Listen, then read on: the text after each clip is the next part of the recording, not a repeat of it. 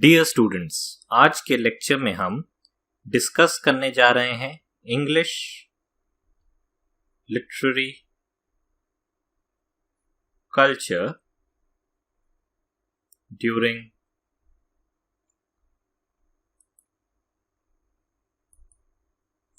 1603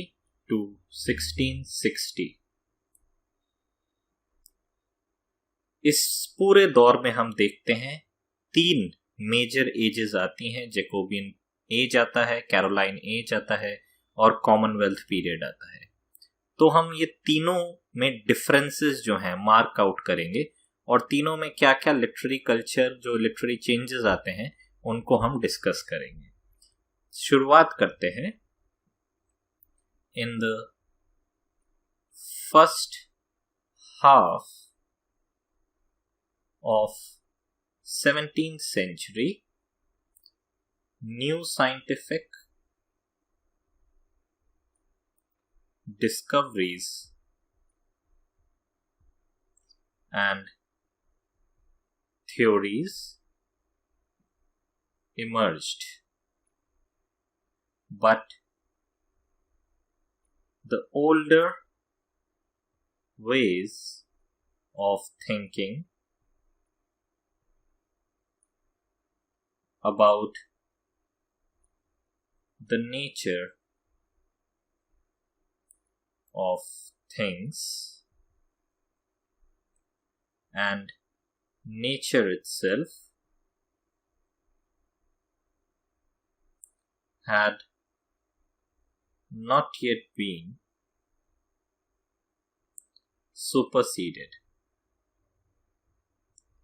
तो ये एक इम्पॉर्टेंट एस्पेक्ट है। सबसे पहले हम देखते हैं कि इस दौर में 17th सेंचुरी की शुरुआत से ही एक कंटिन्यूएशन जो हम देखते हैं, जो नया साइंटिफिक एडवांसमेंट हो रहा है, टेक्नोलॉजीज जो है डेवलप हो रही हैं, उसमें नई साइंटिफिक डिस्कवरीज, थ्योरीज जो हैं वो इमर्ज होके आती हैं, जो डिस्प्लेस करती हैं older ways of thinking about nature of things, nature itself. और कहीं ना कहीं हम देखते हैं कि ये एक शुरुआत है जो change of thought, change of thinking, change of perspective जो है, उसकी शुरुआत जो है यहाँ से हो जाती है। जिसमें सबसे पहले हम देखते हैं जो मोस्ट इम्पॉर्टेंट कॉन्सेप्ट जिसको चैलेंज किया जाता है, the most important concept that was questioned was the Ptolemaic notion of universe with its fixed Earth and circling sun, moon,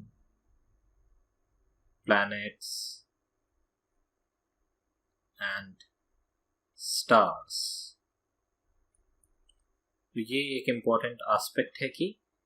जो टॉलेमिक नोशन था अभी तक यूनिवर्स को लेके, उसमें हम देखते हैं कि एक अर्थ जो है वो सेंटर ऑफ द यूनिवर्स माना जाता है टॉलेमिक नोशन में। और अर्थ के अराउंड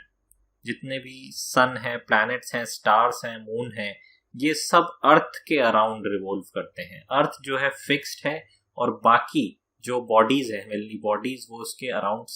जो है रिवॉल्व करती हैं। तो ये टॉलेमिक नोशन जो था, सबसे पहले हम देखते हैं इसको चैलेंज किया जाता है, क्योंकि इसकी वजह से अर्थ को, या पूरा जो एक क्रिश्चियन थियोलॉजी था, क्रिश्चियन थियोलॉजी इसी पे बेस्ड कहीं ना कहीं हम देख सकते हैं माना जाता है कि अर्थ जो है गॉड के द्वारा क्रिएट किया गया है और अर्थ ही सेंटर है यूनिवर्स का। तो ये जब नोशन हम देखते हैं कि रेफॉर्मेशन के आइडियाज जैसे जैसे धीरे धीरे फैलते हैं, रेनेसांस स्पिरिट धीरे धीरे फैलता है, एक साइंटिफिक सेकुलर थॉट का डेवलपमेंट होना शुरू होता है, तब से हम देखते हैं कि नए नए जो साइंटिस्ट्स आते हैं, वो साइंटिस्ट जो हैं, फिजिसिस्ट जो हैं, धीरे धीरे करके इन ओल्ड आइडियाज को जो है चैलेंज करने लगते हैं। जब मैथमेटिकल स्टडी जो है धीरे धीरे उस डेवलप होना शुरू होती है, तब से इन आइडिया को भी क्वेश्चन करना जो है शुरू कर दिया जाता है। और हम देखते हैं 17th सेंचुरी में ये आइडियाज जो हैं एक काफी बड़े लेवल पे इनको प्रमोट करना शुरू होता है। तो कहीं ना कहीं हम देखते हैं सोसाइटी में एक ओल्ड वे ऑफ थिंकिंग और एक न्यू वे ऑफ थिंकिंग जो है,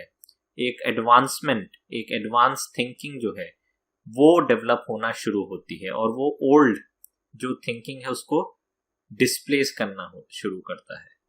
similarly the concept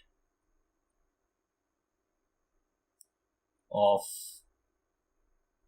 4 bodily humors, और ये भी एक बहुत कॉमन कॉन्सेप्ट था उस समय, choler, blood, phlegm and black bile, ये चारों जो है इसको बॉडीली ह्यूमर्स माना जाता था, which were supposed to determine a person's temperament and to cause physical and mental disease when out of balance। तो ये भी हम देख सकते हैं कि कहीं ना कहीं ये जो 4 बॉडीली ह्यूमर्स माने जाते थे, इन 4 बॉडीली ह्यूमर्स में से किसी एक को, अगर किसी इंसान को कोई मेंटल प्रॉब्लम हो रहा है या फिजिकल प्रॉब्लम हो रहा है, तो माना जाता था इन चारों बॉडीली ह्यूमर्स में से कोई ना कोई एक पर्टिकुलर जो बॉडीली फ्लूइड है वो उसको रिस्पॉन्सिबल ठहराया जाता था किसी एक मेंटल कंडीशन के लिए, किसी एक फिजिकल कंडीशन का कॉज के रूप में। तो अपने आप में हम देख सकते हैं कि ये काफी अनसाइंटिफिक एक मेथड है किसी बीमारी को समझना, किसी बीमारी को का इलाज ढूंढना। कहीं ना कहीं हम देख सकते हैं जितना भी ओल्ड वेज या फ्यूडल वेज ऑफ थिंकिंग है, जो रिलीजियस वे ऑफ अंडरस्टैंडिंग है, या कहीं ना कहीं उस थिंकिंग ने जो ह्यूमन बीइंग्स का एक एडवांसमेंट होना चाहिए था टाइम के साथ साथ, उसको कर्ब कर रखा था। लेकिन हम देखते हैं रेनेसांस पीरियड की वजह से और रिफॉर्मेशन की आइडियाज की वजह से हम देखते हैं लोगों ने हर चीज को क्वेश्चन करना शुरू किया। वैसे ही अगर हम देखें कि ह्यूमन बीइंग्स के अंदर अगर कोई प्रॉब्लम होता है, कोई बीमारी होता है, तो उसका क्या रीजन है उसके पीछे,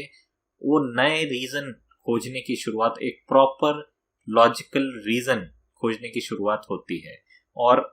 इस कॉन्सेप्ट को भी, ये जो ओल्ड कॉन्सेप्ट है जिसमें choler, blood, phlegm, black bile का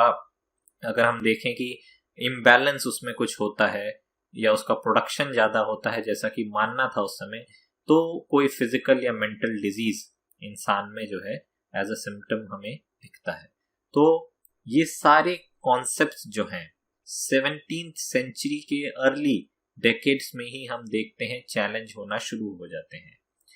इसके अलावा अगर हम देखें कि ये जो कॉन्सेप्ट्स हैं, इवन राइटर्स जो थे उस समय के, वो राइटर्स भी इन्हीं कॉन्सेप्ट्स पे अपना जो वर्क है, इमेजिनेशन है, उसको बेस करते थे। जैसे the Jacobean scholars and thinkers considered